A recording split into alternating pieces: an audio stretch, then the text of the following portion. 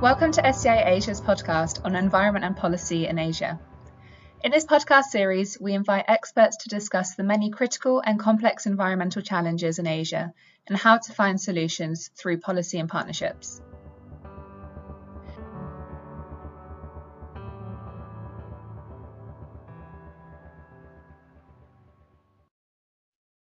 Welcome everyone to SEI Asia's podcast series on optimizing urban food resilience. I am your host, Sofia Cavalleri, Research Associate at the Stockholm Environment Institute Asia Office. In today's episode, we will be talking about how to localize sustainable food systems as part of our initiative to make circular food systems more accessible to a wider audience. We are pleased today to have Nisa from Bakudapan here joining us in this podcast episode. Bakudapan is a research group based in Indonesia that works on promoting local foods. Hi Nisa, could you please share a little bit with our listeners about yourself, what Bakudapan is doing? Yeah, hi Sofia. Thank you for having me. Hello everyone. My name is Nisa. I'm currently working as independent researcher and creative worker. Also, at the same time, I'm the co-founder of Bakudapan Food Study Group. So, as mentioned by Sofia, Bakudapan is a collective of 8 members who are based in Jogja. So, I'm one of the members. The other member, we have Elia, Gatari, Lista, Nevi, Monica, Sylvina, and Silva. All of us came from different backgrounds and interests, but we have the same interest on food. And mainly our work on research, we're doing research focusing on food, both as field in itself and as an entry point to explore broader socio-political issues in the world today. And we're working on research practices, but also experimenting with different methods on doing research. So that's Bakudapan. So the theme for today, for this series, is food. So food is more than just a transaction. It carries deeper socio-economic, political, cultural meanings and historical implications, as you mentioned, Nisa. So when we talk about food access, we touch upon the concept of access to resources and also access to power. This is connected not only to food security, but also to food sovereignty. The global peasant movement La Via Campesina has defined food sovereignty as the rights of peoples to healthy and culturally appropriate food produced through ecologically sound and sustainable methods, and the right to define their own food and agriculture system. Nisa, you have done some very impressive work on local food systems with Bakudapan. What is your take when it comes to food sovereignty? The question itself, it's become our current reflective topics in our group. So we realized that the term of food sovereignty itself has fairly been taken from the notion of the local knowledge. So as Bakudapan, we realized that the term sovereignty is not rooted from the community and how they live, how they work.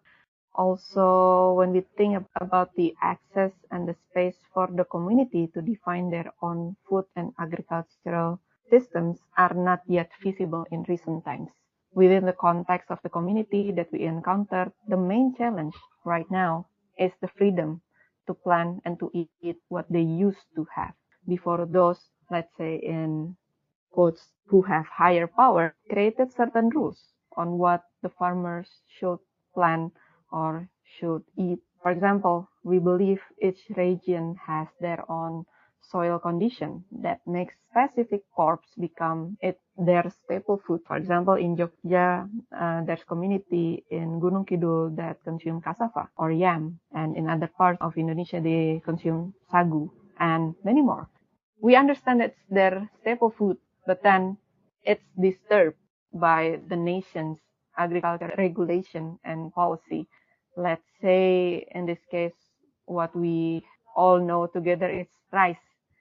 They become dependent with rice before they already have their own staple food. And now they need to distinguish all their staple food and change it into rice field. And this is the fact that is currently happening in most indigenous communities in Indonesia.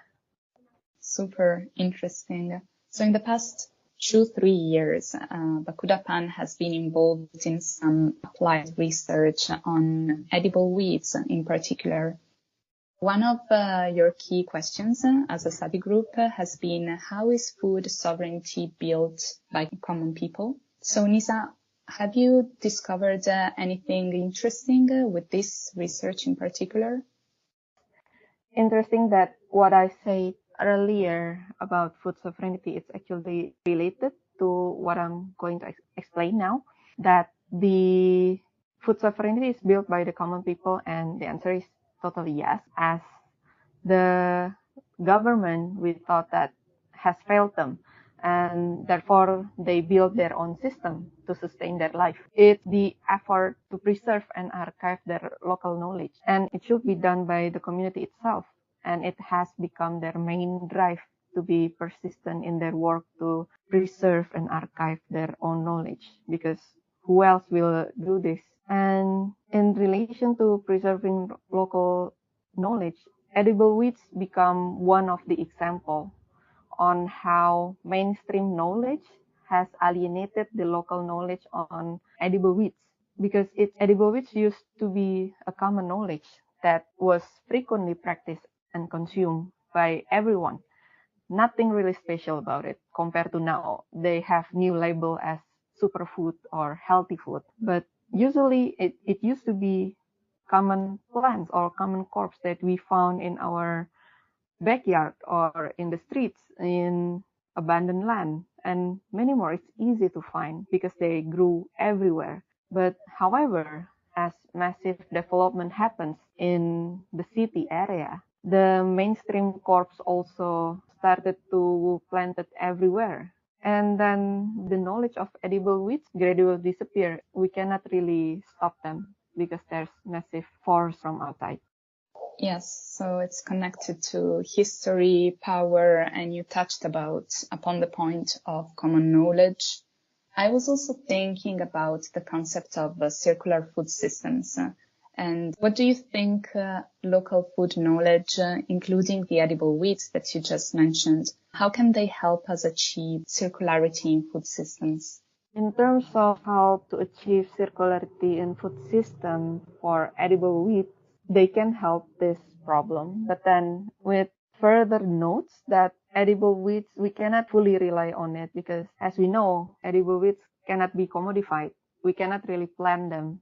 Edible weeds grew by themselves. They have their own rule. We cannot really modify them to grow in certain area as we try to plant them, and it's not success because they always grew outside their designated area. From that on, we realized they grew literally everywhere. So we really need to try to discuss it again about the local knowledge on how to use the edible weeds, because you can really find it everywhere. Even now, when you go out, you can see on the streets, there might be some plants that you can eat. So we need to start to discuss again about the knowledge itself. Yes, absolutely. And by we mean common people as well. So we understood that it is very challenging to promote the preservation of local foods.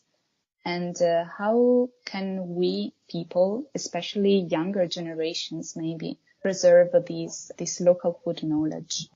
It's really challenging to invite younger generations to preserve local food knowledge, but it's not possible. Based on Bakudapan's experience, we met different communities that really strive to invite younger generation to participate on preserving local food knowledge.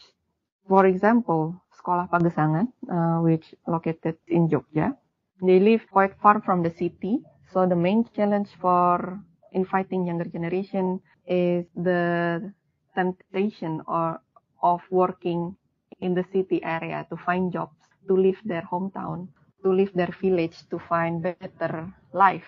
And Sekolah Pagesangan has been working diligently, and one of a great initiative that managed to start empowering younger generation to stay in their village, to work on their land, to preserve the knowledge on how produce and plan local plans, local food knowledge using different methods such as through education and continuously initiating activity that always includes them in the process. This is a very, very inspiring bottom-up example. So moving on to some top-down kind of instruments, what kind of policy support instruments do you think is needed to effectively preserve local food knowledge? In terms of policy, I might not be in the right position to suggest feasible policy to preserve local food knowledge. I believe that we need to come together from different individuals, communities, and stakeholders to preserve the local food knowledge. One option or one thing that we can do together, it's a policy that can help and protect the land of indigenous communities. Because at the moment, that's the real or the main challenge that affected by indigenous communities in recent times, whether in the city area or in the rural area. They face direct threats of getting evicted from their own land, where without land, they cannot live, they cannot preserve their knowledge or practice their knowledge. So we need to think that land is the most important thing when we talk about preserving local food knowledge, as land becomes the basic necessity of it. Now we know more on the importance of promoting local foods to achieve food sovereignty and circular food systems. Thank you so much, Nisa, for your contribution to SEI Asia's podcast series on optimizing urban food resilience. Good luck with your exciting work with Bakudapan. For our listeners, please stay tuned, subscribe to SEI Asia's podcast channel, and follow Bakudapan.